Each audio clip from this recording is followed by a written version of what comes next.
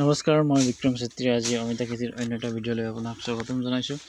বন্ধুসকল, বহুত দিন বাৰীলৈ যোৱা নাছিলোঁ আৰু হঠাৎ দেখিলোঁ যে অমিতা গছত হাবি জংঘল হৈ আছে আৰু অমিতা গছৰ পাতসমূহ শুকাই আছে আৰু খন্তেক সময় অপেক্ষা নকৰি এনেদৰে অমিতা খেতিত লাগি গ'লোঁ। আপোনালোকে দেখিবলৈ পাইছে অমিতা গছৰ ঠাৰিবিলাক পচি অৱস্থা বেয়া হৈ আছিলে আৰু সেই দেখি মই দা এখন লৈ গুচি গ'লোঁ আৰু কামত এনেদৰে ব্যস্ত হৈ গ'লোঁ। আপোনালোকে দেখি আছে সম্পূৰ্ণ ভিডিঅ'টো এনেদৰে চাই লওক।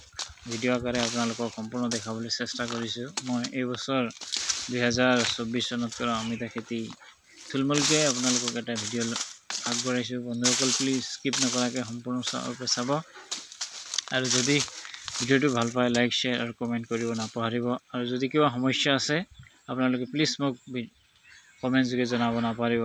এয়া বন্ধুসকল, মই এবছৰ কৰা অমিতা খেতি থুলমূলকৈ আপোনালোকক ভিডিঅ' আকাৰে দেখুৱাবলৈ চেষ্টা কৰিলোঁ। ধন্যবাদ।